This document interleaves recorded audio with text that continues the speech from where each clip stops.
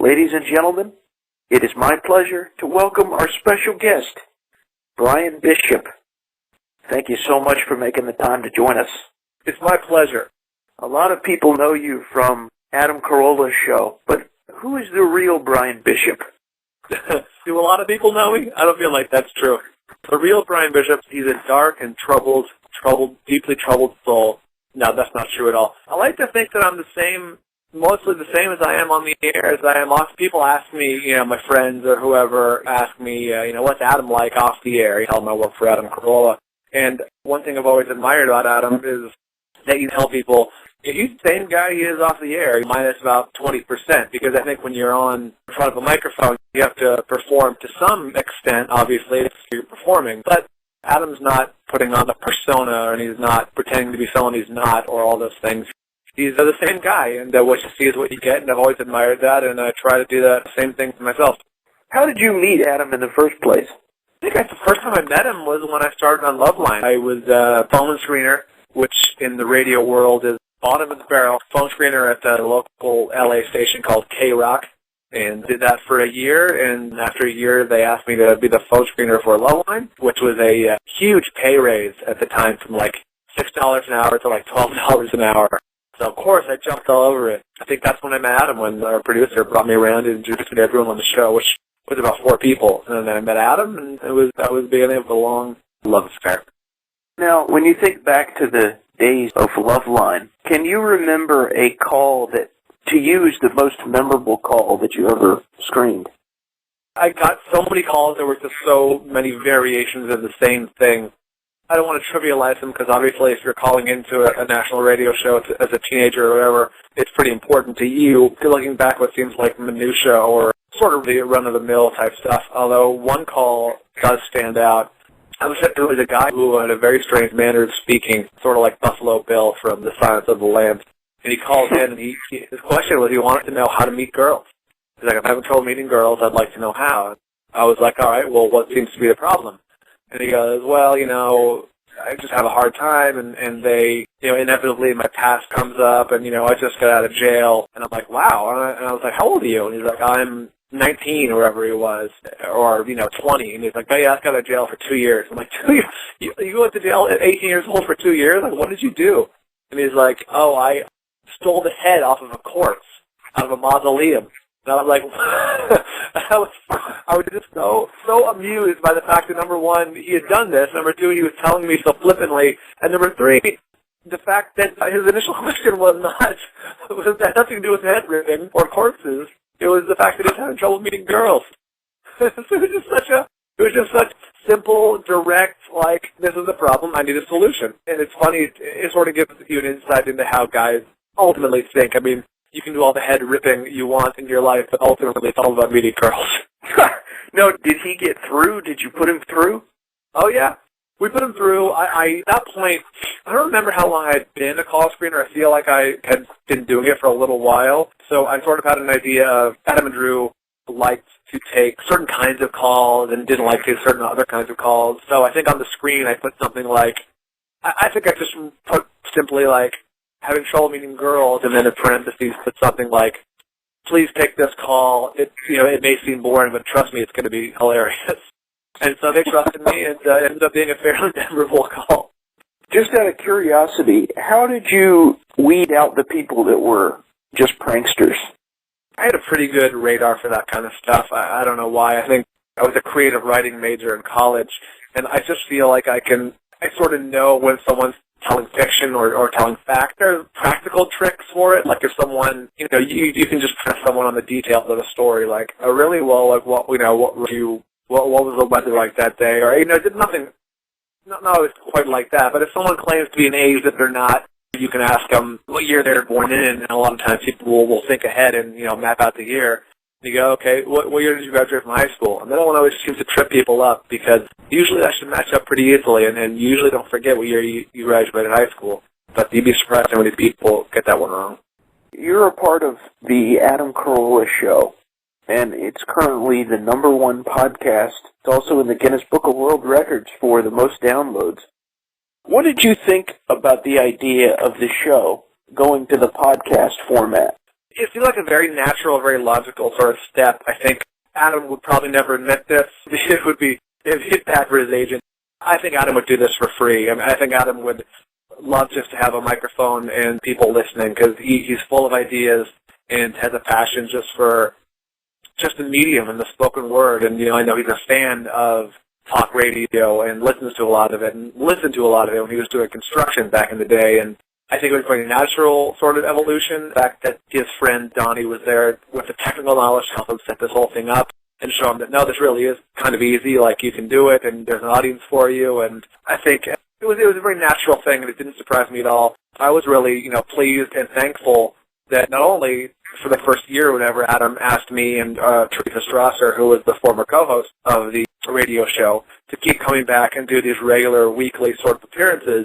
And then after about a year, he asked us to come back and be part of the regular daily show, which is hugely flattering, really rewarding for me, both career-wise, because I feel like it's something I do very, very well, but also I think from a sort of a health perspective. I was going through some various health problems there for a while, and then my recovery sort of coincided with me being asked to come back and be a part of the radio show, which didn't seem like a possibility at the time, so it was a nice synergy and it was a nice sort of milestone for me to achieve.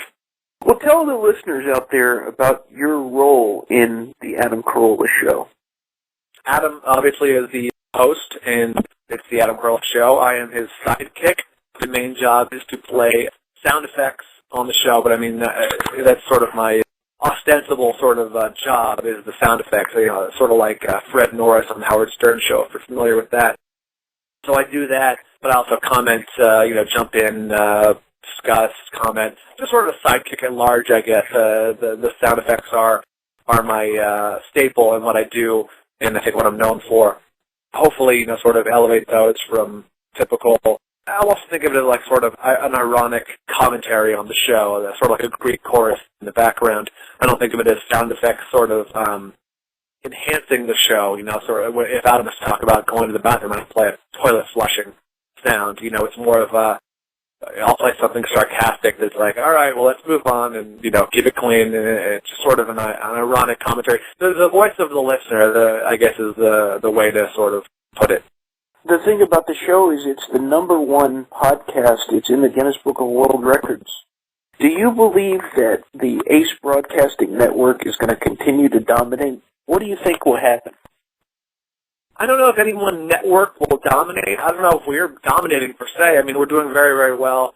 But, it's so funny because the sense of like, and I understand what you're saying, and I think I know why you picked that word. You're saying that we're doing very well, but it's sort of the idea of dominating, quote unquote, sort of evokes sort of an idea of competition. And I think that's the best thing about podcasting is that there isn't really the same competition that there is in radio, terrestrial radio. For example, I think to his credit, a guy like Howard Stern made his living, if you want to say it that way, off of, competition. He would pick out the DJ that he wanted to go to war with or whatever, and would proceed to go to war with the DJ and made a thing out of it. It was a great gimmick for him, and it worked extremely well. But the thing in podcasting is we're not competing against somebody in a time slot. You can listen. If you're a podcast fan, it behooves us to promote other podcasts and get you more involved in the medium. It actually benefits us if you want to listen to NPR or Mark Maron or Chris Hardwick or any number of podcasts. The more the merrier. It's a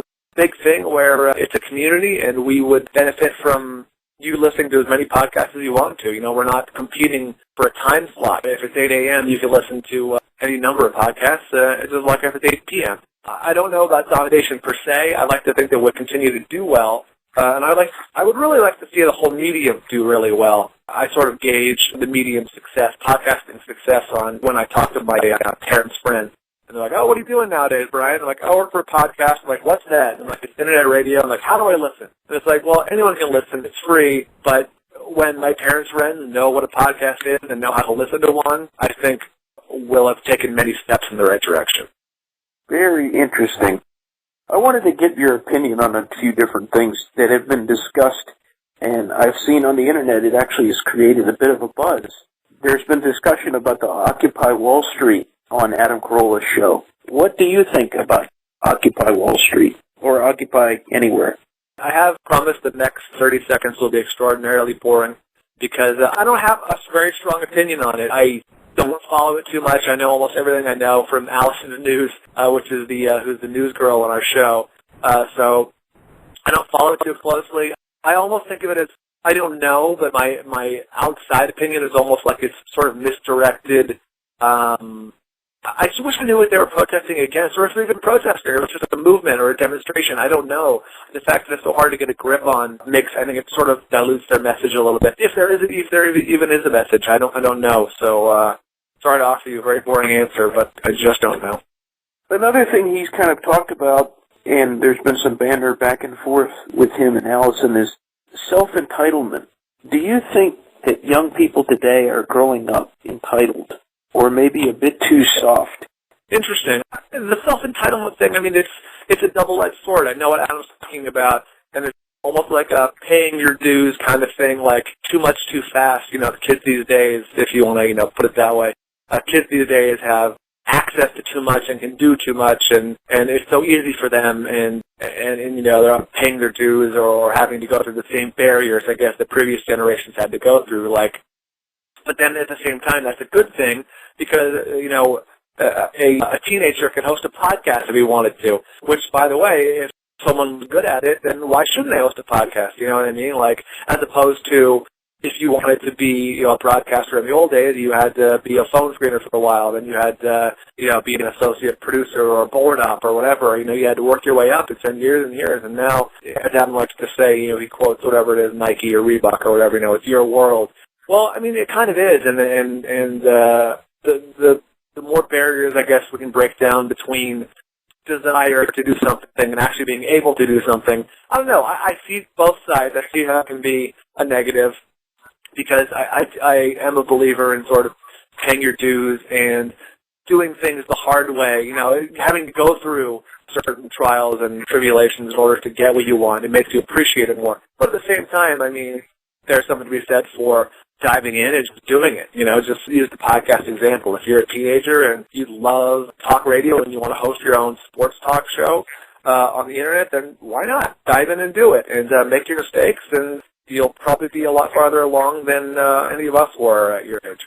Have you read the book that Adam Carolla wrote, In 50 Years We'll All Be Chicks?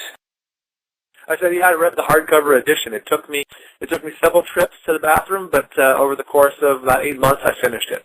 Do you think that men are losing their masculinity? I don't know. I guess it's along the same line of what I was just saying about self-entitlement and all that stuff. And I see both sides of it. I do appreciate, the fact that guys can do more now than just typical guy things. I like that there are guy chefs. Not that there weren't before, but they're sort of a little more celebrated now. Guys are a little more evolved, I guess, if you want to say, beyond just to be able to know, typical guy things of the old days. But at the same time, there's also Adam's point, which is extraordinarily valid, which is guys don't know nearly the stuff they used to know. You know what I mean? There's a sense of pride, why would I know how to fix my engine? And I'm guilty as anybody. I don't know how to fix an engine. I know a few things about cars, but surely wouldn't be able to tinker with one. I guess maybe men are losing a touch of masculinity, but if it's at the expense of, or at the benefit of becoming a little more evolved, yeah, it's a natural evolution. I don't have a problem with that. Adam Carolla is somebody who's very, very opinionated. What do you most disagree with Adam Carolla about? Oh, wow. Well, first of all, the Adam Carolla I know is not opinionated, so I don't know where you got that from. But make it an issue on the show to try and disagree with him whenever I have a legitimate disagreement on the air.